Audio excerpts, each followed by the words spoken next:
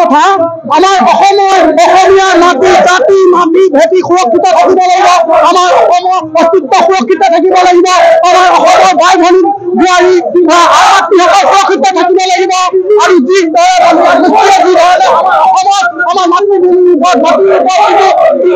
যিটো আমাৰ অসমত যিটো ৰাজত্ব চলাইছে এই ৰাজত্ব অতি সোনকালে তেওঁলোকে নিষিদ্ধ কৰা বন্ধ কৰা অন্যথা আমাৰ অসমীয়াৰ অস্তিত্বৰ ৰক্ষাৰ কাৰণে আমি ওলাই আহিবলৈ বাধ্য হ'ম আমি বাধ্য হ'ম আমি দেখি আছো যিসকলে আমাৰ অসমীয়াৰ অস্তিত্ব আমাৰ ভাই ভনীৰ ওপৰত যি ধৰণে অত্যাচাৰ কৰি আছে চলাই আছে ধৰ্ষণ কৰি আছে আমাৰ টকা ঘৰৰ পৰা যিখিনি অত্যাচাৰ চলাই আছে সেই অত্যাচাৰ কৰি বন্ধ কৰিব লাগে আৰু আমাৰ যিসকল আমাৰ ব্যৱসায়ীয়ে প্ৰতিষ্ঠানত যিখিনি অসমীয়া আমাৰ মাতৃভাষাটো নিশ্চিত কৰি বন্ধ কৰি তেওঁলোকৰ বিভিন্ন ধৰণৰ ভাষা নিশ্চিত কৰিব বিচাৰে অসমীয়া ভাষাৰ অস্তিত্ব সন্মান জীয়াই ৰাখিব কাৰণে আমি দাবী জনাইছো বন্ধ কৰিব কাৰণে তেওঁলোকৰ ভাষা বন্ধ কৰি আমাৰ অসমীয়া ভাষা জীয়াই ৰাখিবৰ কাৰণে আমি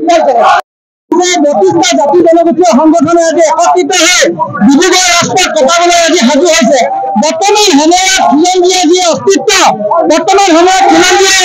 সংকটে সেয়েহে 19টাকৈ জাতি জনগোষ্ঠীয় সংগঠন একত্ৰিত হৈ আজি প্ৰতিবাদ কৰিছে আৰু ডিব্ৰুগড় ৰাজপথ কটাবলৈ সক্ষম হৈছে আৰু এটা কথা স্পষ্ট অসম চৰকাৰে বহিৰাগত বণিক গোষ্ঠীক আপোনালোকে যাতে প্ৰশ্ৰয় নিদিব বহিৰাগত বণিক গোষ্ঠীয়ে আমাৰ যিসকল মাটি সম্পত্তি আছে আমাৰ যি ব্যৱসায় আছে বণিক গোষ্ঠীয়ে সকলো তেখেতলোকে আগ্ৰাসন কৰে আমাৰ ডিব্ৰুগড় জিলাখনত প্ৰশান্ত কৰি দিছে মুখ্যমন্ত্ৰী ডাঙৰীয়া কমলপুৰ ৰাজ্যতে বণিক গোষ্ঠীক আপোনালোকে প্ৰশ্ৰয় নিদিব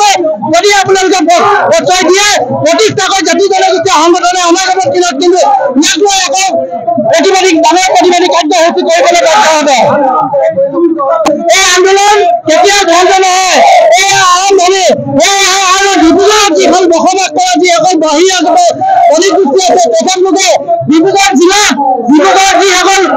যিসকল দোকান পোহাৰ আছে সকলোকে অসমীয়া ভাষা তেখেতলোকে আজি মাহৰ পৰা লিখিব লাগিব তেখেতলোকে যদি নিলিখিব 32টা জনগোষ্ঠীয় সংগঠনে একত্ৰিত হৈ সেই ফলসমূহ আমি উপায় দিবলৈ বাধ্য হ'ম আৰু আমি এটা কথা অনুৰোধ জনাইছো যিসকল ব্যক্তিয়ে বৰ্তমান বাহিৰৰ পৰা আহি বণিক গোষ্ঠী আহি